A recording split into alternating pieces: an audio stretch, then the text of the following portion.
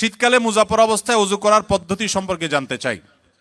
শীতকালে যদি মোজা পরেন, বিশেষ করে এখানে অনেক ঠান্ডা পড়ে আমি জানি, শীতের সময় যদি মোজা পরেন আর মোজা যদি চামড়ার হয়, তাহলে পূর্ণাঙ্গ ওযু করে, অর্থাৎ মুখ হাত ধুলেন, মাথা মাসে করলেন, আবার পাও ধৌত করলেন, ফ্রেশ এবং কমপ্লিট ওযু করার পর যদি আপনি চামড়ার মোজা পরেন, তাহলে আপনি নিজের বাড়িতে, নিজে যেখানে থাকেন, বসবাসের জায়গা, আপনার কর্মস্থল, এখানে আপনি 24 ঘন্টার মধ্যে যতবার ওযু করবেন, ওযু ভাঙবে, ওযু করবেন, প্রত্যেকবার আপনার শুধু মুখ ধোবেন, হাত ধোবেন, পা হাত ধোয়া লাগবে না। ওই মোজার উপরে শুধু ভিজা হাত দিয়ে একটু উপরে টান দিয়ে দিলেই, দুই পায়ের উপরে দুই হাত দিয়ে একটু টান দিয়ে দিলেন, বাস আপনার ওযু হয়ে যাবে। এটাকে মোজার উপরে মাসাহ করা বলা হয়।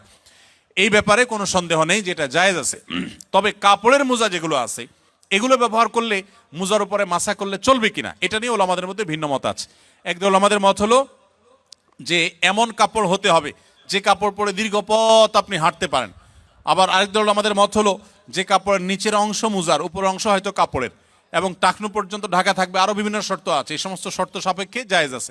আজকাল যে সমস্ত কাপড়ের মোজা সাধারণত পাই আমরা, এগুলো খুবই পাতলা থাকে।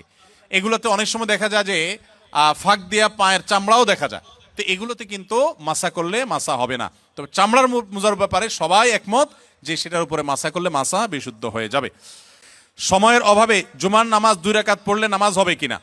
আপনারা যারা প্রবাসে আছেন, অনেকে এমন পরিবেশে আছেন যে খুব বেশি সময় পান না, তাহলে চট করে জুমার নামাজ 2 রাকাত আদায় করেছেন, শুধু জুমার ফরজ 2 রাকাত আদায় করেছেন, আগে পরে সুন্নত পড়েন নাই, এটা জায়েজ হতে পারে নিরুপায় ব্যক্তির জন্য, কিন্তু এটাকে নিয়মিত সিস্টেম বানিয়ে ফেলানোর মতো কাজ করা উচিত না। হ্যাঁ, যদি এমন হয় যে আপনার আসলে কিছুই করার নাই, বাধ্য হয়ে অনেকটা নিরুপায় হয়ে আপনাকে এটা করতে হয়, তাহলে আপনি শুধু 2 রাকাত পড়লেও ওয়াক্তের ফরজ আদায় করেছেন, এটুকু তো অবশ্যই বলা যাবে। আর সুন্নতগুলো আগে পরে ফাঁক ফকর দিয়ে হইলেও পড়ার চেষ্টা করা দরকার, কিন্তু কোনো কারণে যদি পড়তে না পারেন তারপর আপনি জুমার নামাজ পড়েছেন, এটা বলা যাবে ইনশাআল্লাহ। বাথরুমে ওযু করলে ওযু হবে কিনা? বাথরুমে যদি ওযু করেন সেক্ষেত্রে ওযু হয়ে যাবে, ওযু হওয়া নিয়ে কোনো সন্দেহ নাই যে ওযু হবে না।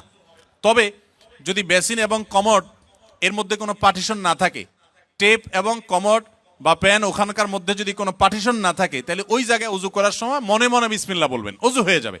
তবে উত্তম হয় এই সমস্ত ক্ষেত্রে বাইরে কোনো বেসিন থাকলে সেখানে বিসমিল্লাহ বলে হাত ধুলেন, কুলি করলেন, শুরু করলেন, বাকি কাজ ভিতরে শেষ করলেন। কারণ ওযুতে বিসমিল্লাহ বলতে হয়, আর টয়লেটে বিসমিল্লাহ বলা নিষেধ, আল্লাহর নাম নেওয়া নিষেধ। সেজন্য আপনি বাইরে বিসমিল্লাহ বলে শুরু করে এরপর আপনি ভিতরে প্রবেশ করেন, এটা হলো সবচাইতে উত্তম এবং সেফ। আস-সুন্নাহ ফাউন্ডেশন, উম্মার স্বার্থে সুন্নাহর সাথে।